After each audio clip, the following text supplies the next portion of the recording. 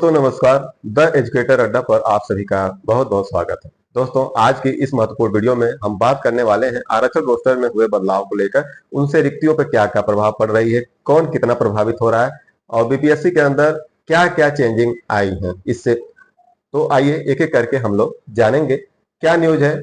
News ये आ रही है कि आरक्षण रोस्टर में बदलाव से बदलेगी रिक्तियों की स्थिति। बीपीएससी के अंदर क्या क्या चेंजिंग हुए हैं आरक्षण रोस्टर को लेकर। तो बिहार लोक सेवा आयोग की परीक्षाओं में आरक्षण रोस्टर में बदलाव के साथ ही विभिन्न रिक्तियों श्रेणियों की जो रिक्तियों की संख्या भी बदलेगी। खासकर जून जुलाई के दौरान निकली गई भर्तियों पर असर पड़ेगा। आपको पता होगा कि उसी समय उससे कुछ दिन पहले क्या हुआ था कि सरकार ने, जो बिहार सरकार है, वो आरक्षण को बढ़ाकर आरक्षण की सीमा को 65% कर दी थी, जिसकी वजह से आरक्षित वर्ग को ज्यादा सीटें मिल रही थी। और चूंकि अभी कोर्ट का जो डिसीजन आया है उसमें साफ हो गया है कि पुरानी प्रक्रिया जो थी 50% आरक्षण के आधार पे ही सारी भर्तियां होंगी। तो ऐसे में ये सब चीजें देखने को मिल रही हैं। तो आयोग ने इस दौरान अलग अलग 1,40,000 रिक्तियों के लिए परीक्षा आयोजित की। नए आरक्षण नियम के तहत आवेदन लिया गया। आयोग ने अब तक 2 बड़ी परीक्षाओं की रिक्तियों में बदलाव करते हुए पुराने आरक्षण नियम को लागू कर दिया है। पहला बदलाव कृषि पदाधिकारी और दूसरा बदलाव प्रधान शिक्षक की रिक्तियों में किया गया है। वहीं लगभग 3 से 4 और बड़ी परीक्षाओं के आरक्षण रोस्टर में बदलाव होना तय है।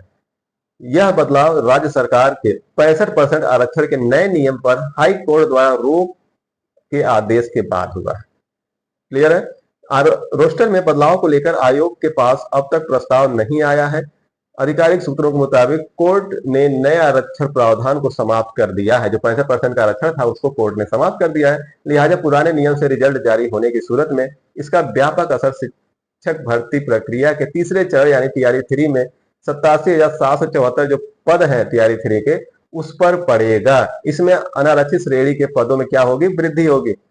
मान के चलिए 5 से 6,000 तक उनकी सीटें बढ़ सकती हैं। शिक्षकों के अलग अलग वर्गों में निकाली गई रिक्तियों में बदलाव के अलावा वास्तुविद के 110, प्रधानाध्यापक के 6,061 और उद्यान पदाधिकारी के 318 पदों के लिए रिक्तियां आरक्षण के नए नियम 75%, 10% ईडब्ल्यूएस समेत के तहत निकाली गई थी।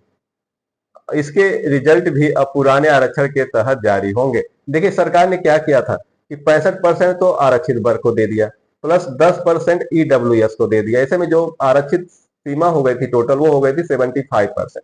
तो ऐसे में जो यूआर को मिल रहा था वो केवल 25% ही सीटें मिल रही थी यूआर को।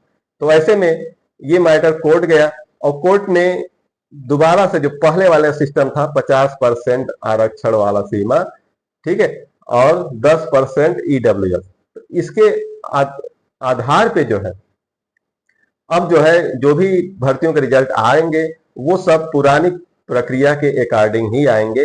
65% प्लस 10% यानी 75% के आधार पे कोई रिजल्ट नहीं आएगा।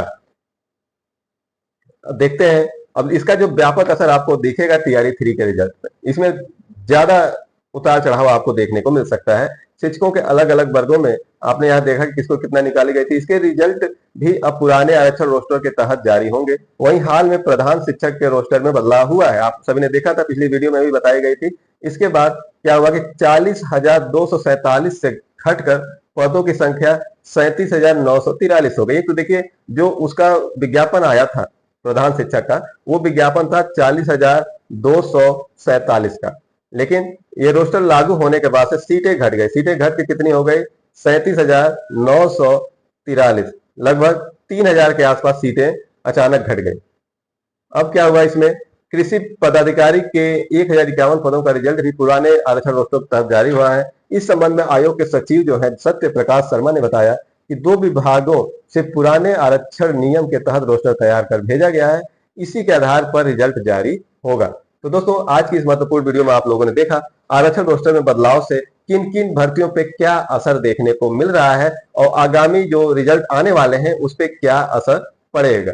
और सबसे पहला जो विज्ञापन आया था वो कृषि पदाधिकारी का निकला था।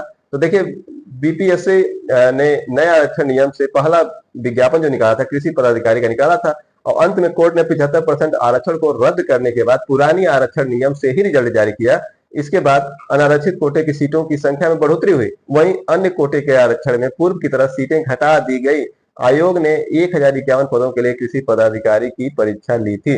तो कुल मिला के जो 75% आरक्षण था वो अब घट के कितने पे आ जाएगा, 50% आरक्षित वर्ग को और जो 10% जो है ईडब्ल्यूएस।